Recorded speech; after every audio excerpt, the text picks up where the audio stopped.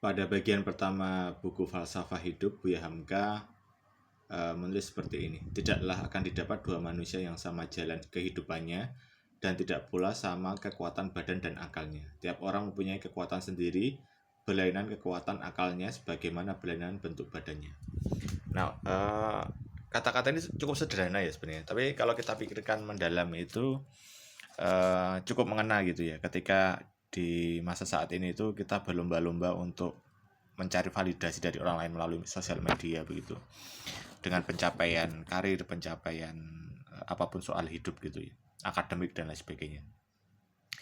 Padahal dari segi privilege gitu ya, tiap orang diberikan oleh Allah itu berbagai kelebihan dan kekurangan yang itu berbeda-beda tiap makhluk gitu ya.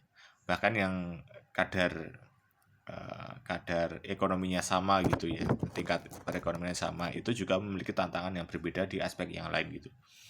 Jadi mungkin yang bisa kita pelajari dari realitas hidup seperti itu adalah lupakan sejenak untuk membanding-bandingkan pencapaian diri kita dengan orang lain gitu ya.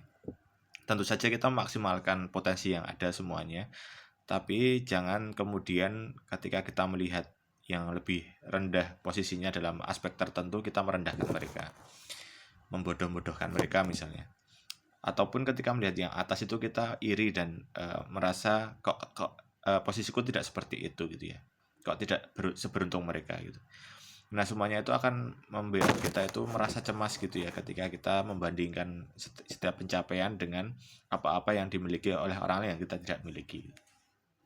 Padahal ada aspek-aspek tertentu dalam hidup itu yang kita tidak bisa mengontrolnya. Nah, ini juga kita refleksi kembali ke stoikisme gitu ya, bahwa kita fokus saja pada apa yang bisa kita kontrol, kemudian nanti kehidupan kita akan menjadi lebih positif, kemudian juga mengarah pada kebahagiaan.